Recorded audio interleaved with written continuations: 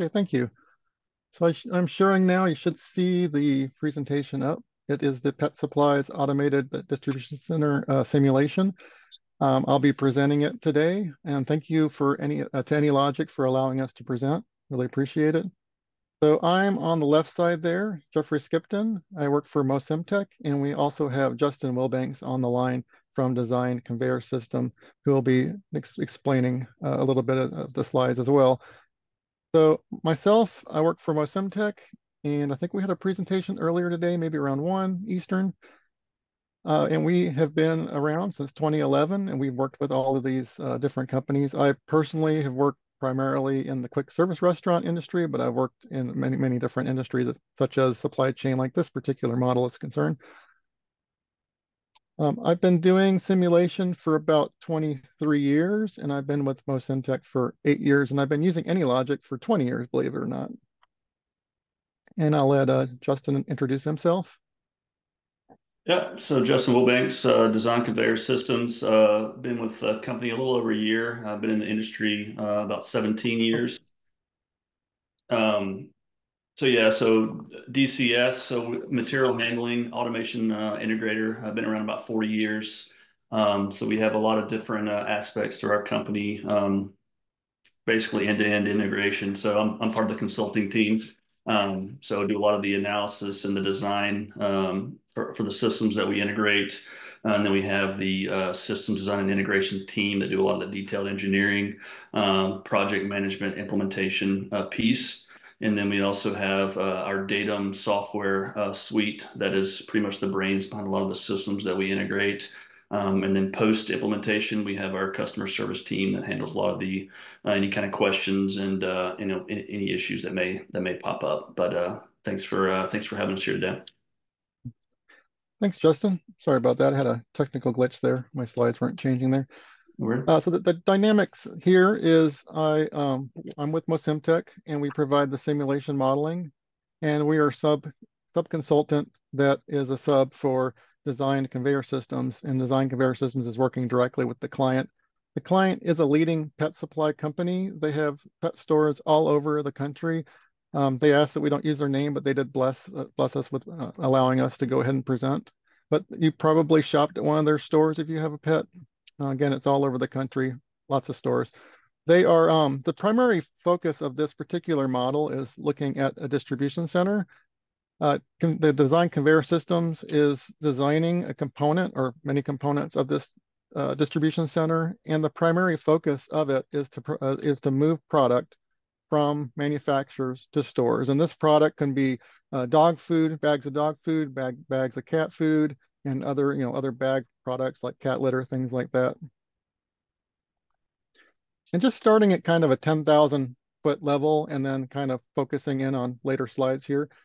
The high level questions here to be answered is really, can the system complete the daily orders within the expected time frame? I said daily, so obviously the time frame is within 24 hours, but more specifically, really within 20 hours. They want to finish a little bit earlier than 24 hours. So that's one of the high level questions. Another big question that always comes up, this is why we simulate, is capital expenses. So these subsystems that I'm going to explain through this presentation are very expensive. Do they need the number that's planned? Do they need? And we also have autonomous mobile robots, and I think that they were initially looking at 45. So do they need 45? Are they all going to be utilized? So just questions like that. Everything's expensive, so I just want to make sure that the right number is chosen and that the throughput is as desired. And then another part is, as you'll see through the presentation, the entire area that we are modeling is completely automated. However, even though it's 100% automated within it, we still rely on crew that is driving forklifts to bring in pallets on one side and induct them into the system, and then retrieve them from the other side to pull them out of the system. So there is a crew component. So we want to know what happens if the crew goes and eats lunch or takes a break. Can the automated system just continue to churn and not be affected by that? And then, of course, everybody wants to know about downtime. What happens if there's a failure? How does it affect the system? So we're looking at that as well.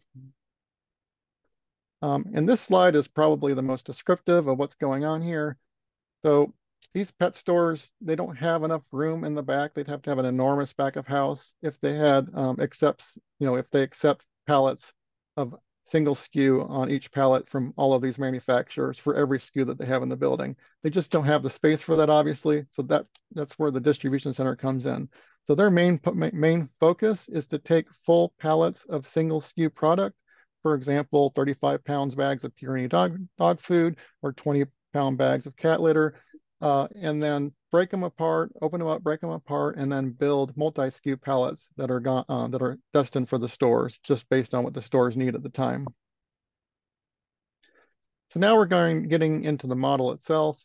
So what are we modeling? So just to be clear, we're not modeling the entire distribution center. We didn't model the trucks coming in or the trucks leaving or anything like that. We're just really focused on the state-of-the-art grid that is completely automated.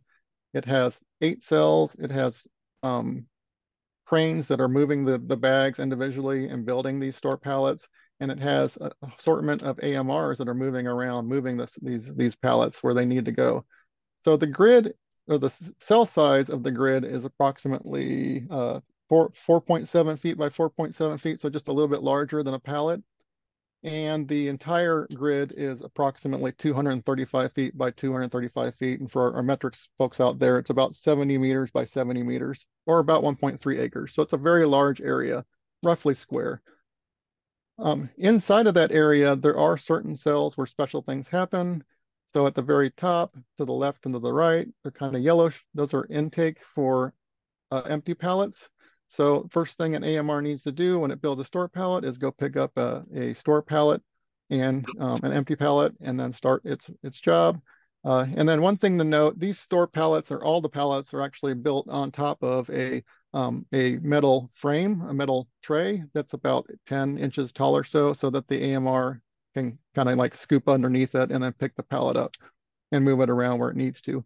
The cells at the top, the 8 in the middle of the top, the red cells, those are intake pallet or intake cells. That's where the manufacturer single SKU pallets will be inducted into the system, and there will be forklift drivers that bring those in. So again, there is a human component on the outside that has to feed the system. At the bottom center, which is covered by the 3D graphic, in the 3D graphics kind of 90 degrees turned. So the left side of the 3D is the bottom of the 2D. On the left side of the 3D, you can see a couple of wrapping cells. So those are in charge of taking the finalized store pallet and wrapping them in plastic, getting them ready for shipment. And then next to them, they get labeled. So when they exit the system, we know, where they're supposed to go. And then finally, you can see one pallet there all the way to the left. It's waiting for somebody on the outside driving a forklift to scoop that thing up and exit it, have it exit the system. So this is actually the model running. It's focused on or zoomed in on one of the zones. There are 8 of these zones. Each zone has a dedicated crane. You see it moving there. They also call it a head. So to explain what's going on here, that crane is coming down. It's pushing up against one of the bags, and they actually use a series of suction devices, like an array of suction devices, to use a vacuum to grab onto the bag so they can be able to lift it up. It's then moving to the store pallet, which is all the way to the left. There's 3 of them, and it comes down and then reduces or removes the vacuum and drops the bag in place. And it just keeps doing that until the store pallet is built or it needs to move on to the next store pallet. There are 60 picking slots. So that's all of the 60 slots that you see there that have the manufacturer pallets that are in the picking area. So those are accessible by the picking crane. But we also have up to 40 slots on either side of the zone. This particular zone has them only on one side, but outside of the picking area, we have staging slots. So the reason for those is because we have more SKUs than we have areas where the crane can reach. So periodically, we have to ask an AMR to do a swap where it takes a low-moving SKU and brings it into the crane area so that we can grab those bags if a store needs those bags. Oh, and one more note, it is picking one bag at a time. So what is the story here? So the story of a store pallet, that's what we're doing. That's what we need to do. So an AMR will free up. It'll say, I need to do something, and it will be given a task. One of the tasks could be to build a store pallet. So it'll go up the top. Step 1, it'll grab an empty pallet to get started. It'll go to step 2, where it'll visit one or more zones to get its bags. It'll then go to the bottom center, step 3, where it'll be wrapped automatically with plastic wrap and ready for shipment. And then it'll go to step 4, where it gets automatically labeled. And then step 5 at the very bottom, it'll go to one of those 12, kind of hard to see, but they're yellow cells where they'll sit until a forklift driver from the outside pulls it out of the system. And then it's out of our model at that point. So this is the model running. It was requested that it be done in 3D, which we've gotten a lot more requests for that over the last 5 years or so. It is running real time, so this is literally how fast the system will run. The right side is induction, the left side is exiting the model. So this is induction. So those AMRs in the middle there on the red cells are waiting for manufacturer pallets to be brought in from forklifts. So there's a purple one right there, and it'll be brought, or it'll be moved into a picking area where the crane can access it. And then 180 degrees on the other side, this is the exit side. The pallet, there's a pallet right now being wrapped. So that's a store pallet. It's completed. It's being wrapped with plastic. And in just a second here, it'll move out where it'll get automatically labeled at this point in time. And then it'll move to an exit cell where a forklift driver from the outside will grab it. And also did a 2D view. So you can actually click on these pallets and get information about them. What SKUs are they? How many bags are left? And then now I'm clicking on a store pallet. It gives you the manifest that it needs, where it's at in the picking process. And then this is a histogram. So the histogram is telling us how long it's taking to build these store pallets. And then this one's really important. These are the 8 zones or 8 cranes. And it's telling us the green is good. Green is it's moving bags. That's utilized. That's great. Red is downtime. Yellow is, well, the area above it is unutilized. And then yellow is a little different. Yellow is waiting. That means that the crane can pick something, but the SKU it wants to pick is actually not in the area right now. So it's waiting on an AMR to retrieve a SKU. So that's kind of bad because it means the crane's not being utilized. It's waiting. And then this is just what all the AMRs are doing, all the tasks that they're doing and the utilization. So we have set up most of the inputs in Excel. You run this from Excel. You have just about everything available here that you can change. The speeds, the times, some of the grid configuration. And once the user is done configuring all this, all they have to do is go up to the handy MOSIMTEC ribbon at the top and click the run button. It's as simple as that. We take care of all the work of launching the model. Model comes up. We've sent it all the inputs from Excel. The model will complete. And when it's done, it will create the output files, which we automatically load back into Excel on the green tabs here. This is the same workbook. So one workbook per scenario. So the user can literally copy this workbook and rename it, and that becomes a new scenario. And I'll turn it over to Justin here, and he'll explain how they've used this model to conduct analysis. Thanks, Jeff. Yeah, so basically, as you can imagine, we've done a lot of work, when it comes to building this model. So understanding, what our throughput requirements are, how many cells we needed in the first place, what a day's amount of orders look like. But the key here is to understand, will it work, right? So we feel confident in some of the individual analysis that we've done, how fast the AMRs move, how fast we anticipate the cranes moving, grabbing bags, all that stuff we feel pretty confident about. But the key is when it all comes together, and what those outputs are. So at the highest level, right? So we've got a certain amount of productive hours a day that this operation will work, and we need to run this day's worth of orders and see, are we able to complete this work in the amount of time that we have allocated, right? So that first piece there, the run length, are we finishing in, our allocated hours of 20? In this example, yes, we're able to hit that target. So that's the first piece, right? We don't want orders spilling over into additional days, right, and delaying orders and shipments to stores. The other piece there you see is the AMRs, right? So we have some estimates from some of our AMR vendors.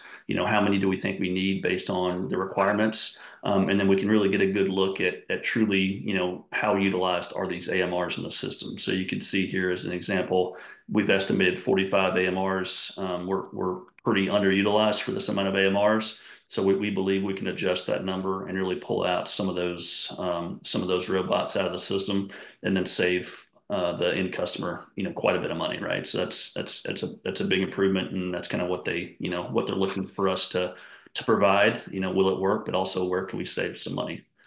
The other piece is some of the outputs, right? So we know, from how many bags we need to pick on a given day, how many store order pallets we need to create. We can also validate that as well. So we can double check, are we getting the number of pallets out of the system in a day that we need to? Are the right amount of bags stacked on those pallets? Are the right amount of bags going out to the store orders? So a lot of that information that was key in order for this client to feel comfortable. That's a solution would work and that they could support their in retail stores. Kick over to the next one, Jeff. The other piece, some of the work we did obviously is deciding what SKUs go in which zones. So in order to get the most throughput out of the system, ideally we have zones balanced, right? So if we have peak capacity within a zone, we want to be hitting that across all 8 zones. So if we have some that are extremely underutilized and others that are really overrun and over capacity, then as a whole system, we're not really able to get the full capacity out and hit that total days worth of work. So you can see there just by zone, you can see that example there, zone 1, idle, fairly minimal, 22% of the time. Zone 2 has got quite a bit of idle time, right? So we can see that we need to do some shuffling of SKUs, move some of these, higher utilized zones out or SKUs out, and then move them into some of the underutilized zones. All right. The other piece I think Jeff touched on is crane movement. So, within that cell, there's a lot of pallet positions, right? So ideally, if we're stacking our store order pallets, we would like the fastest moving SKUs to be closest to that store order pallet, because that's essentially just going to minimize the distance that the crane has to travel. So something we take a look at each zone is how far our crane's traveling over the given day, and try to identify some of that excess travel. So if we can identify SKUs that may be, faster movers, and we have those placed, at the very end of this zone, then that crane's having to travel a lot more to get that bag every time it needs it. So we can then look at that and move it, closer to our store pallets, reduce that crane travel, and just improve the overall throughput and capacity of the system. Right. Something else that's key with this, Jeff mentioned, it's essentially an Excel model that we have, the client has on their machines. We can do a lot of what if type scenarios, right? So initially we built this, we're using historical data, historical demand and profiles, seeing how the system reacts. But we can also work with the client and understand, what are some things that you anticipate potentially changing, or things you want to identify how the system responds if it does change. And we can change that in the model and run and see what the effects are. So removing or adding zones, changing profiles, so demand from stores, slow moving SKUs may become fast moving SKUs and vice versa. All those what if scenarios we can tweak in the model and see how the overall system responds. And this is something that the client will use ongoing, like even after we're done with our project and kind of leave it to the client. They'll have this tool to do the similar what if scenarios, years down the road. So as their profiles will change, and they likely will, they can see, what does that do to the system? Can we handle this volume with the current setup? Basically daily, weekly, monthly, if they have forecasts for certain volumes, and store order profiles, they can plug those into the model and see how the system responds, and just understand if they need to plan for any additional resources to support it if it's over capacity, or if they've got plenty of capacity, they may be able to shut off a zone or two and really focus that volume on a smaller footprint, a smaller amount of zones. Right. So the takeaway you get. Yep. Thanks, Justin. Yep. So some key takeaways from the project are that we were able to get the store pallets built in the expected time, which I think is basically, well, within a day, obviously, is when we needed to finish, but within 20 was what we were really looking at achieving. And then the original expected AMR counts, and I don't know if you saw that on the prior slides, they weren't fully utilized at 45, but they had a lot of blocking time. So really looking into that report and noticing uh, that, that there was a lot of time when the AMRs just couldn't move forward. Like they were utilized because they were moving a pallet, but they couldn't move forward because maybe they couldn't go to a shrink wrap, or I'm sorry, a wrapping station, or they couldn't get to a zone. They just had to wait. So there was a lot of that time as well. So there was quite a bit of excess utilization that was available for 45 AMRs. I think I tried it all the way down to 30 or 35, and I didn't see any reduction in the performance of the system. But keep in mind, we didn't do uh, any charging of AMRs, and we didn't do any failures of AMRs. So they still need to have a few extras, but there was a lot of a lot of fluff there that looked like the model suggested anyway on the AMRs. And then zone capacity, I think the average for the zone capacity was, sorry, the average for the zone utilization was around 70%, if I remember right. So that leaves 30% of all of the 8 that they could possibly, think about reducing from 8 zones to 7. They're already talking about maybe doing something like that. So it's possibly in the works, and the model just proves that there is some excess capacity there. And also, it's nice to see that there's excess capacity even if they didn't reduce the number of zones, because they may or probably will be adding stores to the distribution center, so they'll have more demand as time goes on, and they have room for that. And then we did model it with the crew taking breaks, so maybe they go off and eat lunch for 30 minutes or just take a 15-minute break, and the automated system just continue to churn. So it did have enough buffering. I think we had 10 or 12 outbound stations and 10 or 12 inbound stations. So that's the 2 spots in the grid where the crane or the crew outside of the grid that are operating the forklifts interact with the system. So there's enough buffer queuing, however you want to look at it there, for for the AMRs to wait and not affect the rest of the system. So you may need some extra AMRs for that, but the system's not necessarily affected as long as you're not away too long.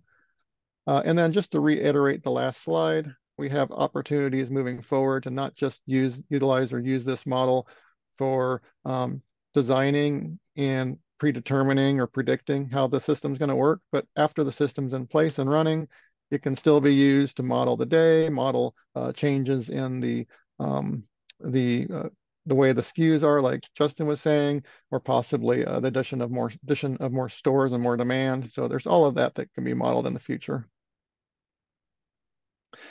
So that's the system. And I have a couple slides here, if I have time, which it looks like I do, that I wanted to go through. So this is really, I haven't done this before. So I've been making simulation models with AnyLogic for 20 years. So I just wanted to share a couple of things that I did for the developers out there to make the system operate quickly and be lightweight, especially with 3D. So 3D is being asked more and more, not so much 10 years ago, but people are more and more interested in this. So I've learned quite a bit in the 3D realm, how to keep the model lightweight and have it finished. So by the way, this model runs a day's worth of orders on my computer in about 1 minute. So it's pretty quick. Doesn't take a lot of time. 15, 20 years ago, it could have taken, 20 minutes, 30 minutes or longer. So these are the things that I talked to DCS about, compromising fidelity over speed. So for manufacturer pallets, they're all the same color. And I basically just represented all the bags. So there could be 40 to 80 bags, something like that on a pallet. I just represented them as one single cube. And I just used the dynamics of AnyLogic to adjust the height of the cube based on how, what the percentage full the pallet was. So as bags were pulled off, the dynamic nature of the cube just gets shorter and shorter. So basically a cube is 6 sides or 6 polygons, and 6 polygons are a lot easier to represent versus 6 polygons times 80 bags, for example. And then I dynamically select the color. So we have a little algorithm in there to dynamically choose colors. I guess I could have let Justin and the team at DCS assign the color, but that would have been tedious. So it didn't really matter about the color. And then we maintain that color through the system. So as the bag's picked, to keep the color. As it goes to the store pallet, to keep the color, and so on and so forth through the life cycle. So for store pallets, it's the same thing, except I did use a cube per SKU. So you can see to the bottom right there, there's actually 6 cubes there. Still better than representing 60, 70, 80 individual bags. And I just did a relative dynamic height for each of them based on their relative amount of cubic volume that the number of bags are using on the store pallet. So if from a distance you can't tell, there's no fidelity really looking at it from 100 feet away, and it just makes things so much faster and lighter. So basically, it looks like a 3D stacked bar chart. And it also actually let us cheat a little bit because we didn't have to come up with some algorithm on how to stack the bags if we did model the bags individually. And then the zones, we just kept lightweight. We just used basic shapes to represent the cranes. And with all that, we were able to have a pretty decent 3D view. And thank you, AnyLogic, because you guys are super quick at your processing. It runs in a minute, even with all the 3D. And this is the last slide here. So the other thing is there's lots of algorithms out there to map from A to B. We don't dynamically, or we don't create the routes ahead of time. So when an AMR needs to go from cell A to cell B, it will actually map that and run an algorithm that I wrote that's very lightweight. The rows and the columns are all one directional, which really helps with the algorithm. Many rows and columns are not travelable, so you can't go down them. Many of those rows and columns are preoccupied or have or store the pallets, so there's no movement there unless you're going in to drop one off or pick one up. So it's pretty easy to write a simple algorithm to do from A to B routing. And then more importantly, once I have routed from cell A to cell B, I then save that or cache that route in a hash map. So the next time a AMR needs to go from cell A to cell B, if it's already been mapped, I just reuse that. And the before and after of doing that actually sped it up about 2 times. So I think it was running about 2 minutes before I added the cache, and then it was running about 1 minute afterwards. So that was fun. And that is it. I think we're running a little bit early, but I think we started a little bit earlier, but I'll open it up for questions. So I'm MOSIMTEC on the left. That's my contact information, Jeff Skipton. And again, MOSIMTEC, we've been around since 2011, and we build simulation models and other things. And then designed conveyor systems to the right, also presented today. That's Justin Wilbanks on the right. That is his contact information if you'd like to get a hold of him. So we'll just open it up to questions. Okay, yes. So did you use the material? So the answer is no. Did you use the material handling library for simulating the mobile robots?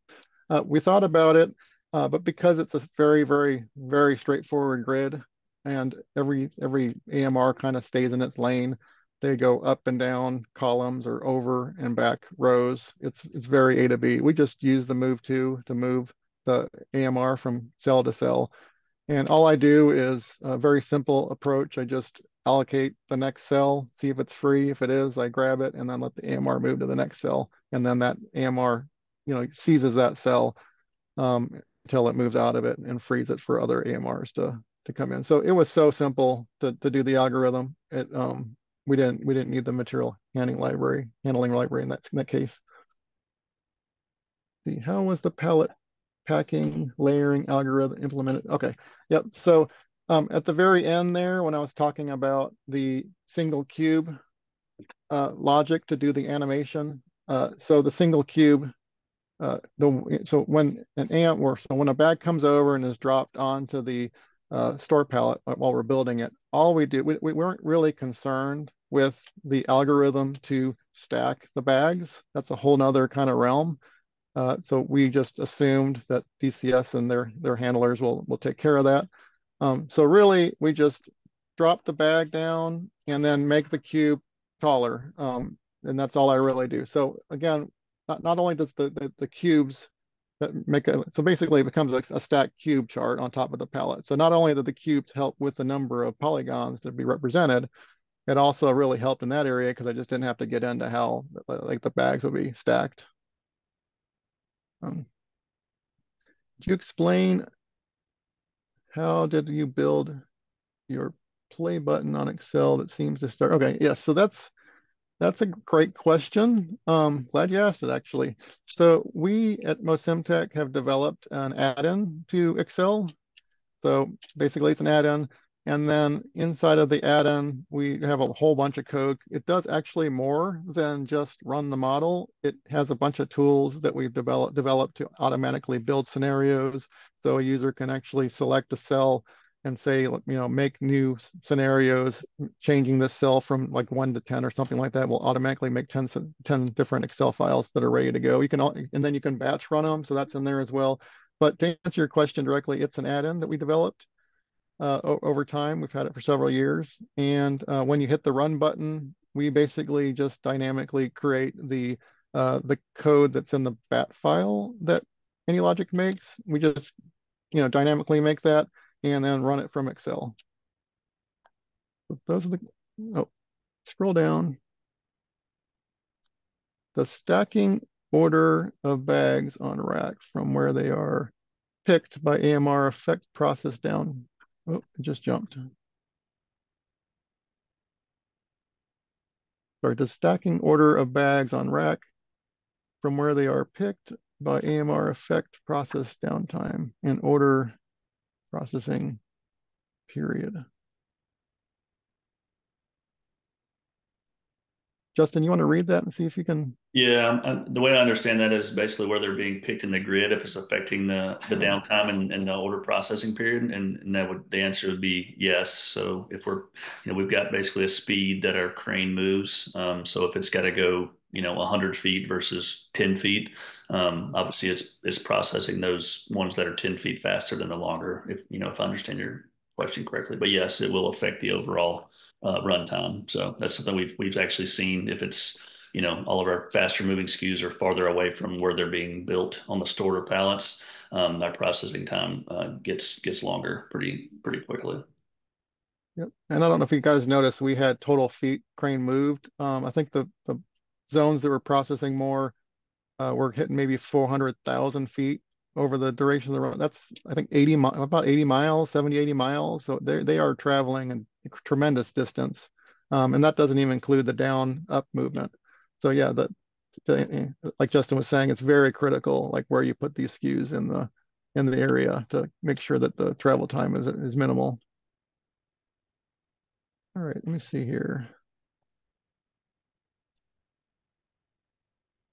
Are you making use of genetic algorithms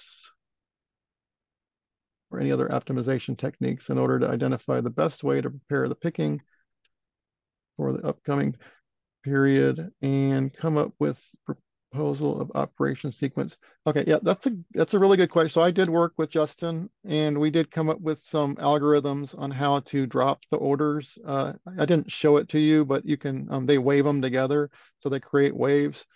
The waves, they will specify at what point during the run they will be dropped and then what's included in the waves, of course. Once the wave is dropped, I don't know that it's been fully finalized as to how they're going to be doing all that logic. So I just worked with DCS to come up with a reasonable algorithm to optimize the way that that's done. And basically what I do is I look at all the orders from the stores and I look at the pallets and what's on the pallets and what needs to be picked. And the first thing I do is check to see if all of those SKUs are available in the picking area under the crane at that moment in time. So just to remind you, there's SKUs that are stored outside of the picking area, so they have to be brought in.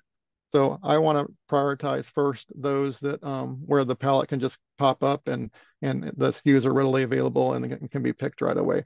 So I look at that, and if I recall, I think we wanted to kind of keep the store pallets kind of relatively together when they're being processed. So we had that as well. But yeah, there was some basic logic that we did put in there to make sure that keep things optimized. But I don't know that it's going to be exactly what what they come up with. Sometimes you just have to uh, you know do what you can to optimize things because things just haven't been finalized yet. Justin, did you have anything else to add to that? I don't know if you guys have talked internally about that. No, nothing really to add there. I mean, I think you covered it. I mean, there were some other aspects to it that are still kind of in the works with the client that as we move forward, we'll probably tweak it a little bit, but I think you covered it. Your recommendations in keeping 3D animations lightweight for rapid running contrasts a little bit with very high fidelity 3D VR graphics. Um, would you agree? Yeah, I totally agree. It's a compromise. So we're not looking. They weren't looking to zoom in really closely to to the zones or what the crane was doing exactly, or it was really about throughput of the whole system. So as long as you stayed at a distance, it didn't affect the fidelity that much. Obviously, you zoom in, you can see that the bags aren't being represented exactly as they will be in real life. But again, the model or the purpose of the project wasn't about how the bags were individually stacked on a pallet. It was more about the full throughput of the system. So for this, it was fine to zoom out for speed versus the fidelity of each bag. But you're exactly right. Yep. So you just have to make that decision on a case by case basis. And I have done projects that were very high fidelity and took a while to load and and took a lot of memory and et cetera, et cetera. And that was appropriate in those situations. And I have one more here. Whether number of AMRs were the number of AMRs the same as zones? If not, then how are their numbers uh, being minimized while attaining high utilization with same throughput? Okay. Yeah, I think we just, if I understand your question correctly, I think we just found, at least from the model's perspective, that that there was just so many AMRs when we put 45 in there. Now, again, we didn't do charging and we didn't do AMR downtime, so they're going to need some extras. But when we put 45 in there, when really the model operated about the same with 30, it was just so many that, like, a third of them were just sitting around doing nothing. So when you take those out, it just didn't affect anything. I don't know if I'm answering your question right. It was just a matter of there was just a lot of them, so we could reduce it down and run it with the same performance, with about 2/3 of the number of AMRs. But they're still going to need extras because some are going to have to go off and charge, and the probably extras in case they go down. I don't know how reliable they are, but but there's that. I think that's the last question I see here. I think we're at 4:30. So thank you guys for letting us present again. Yep. Thank you all. Appreciate it.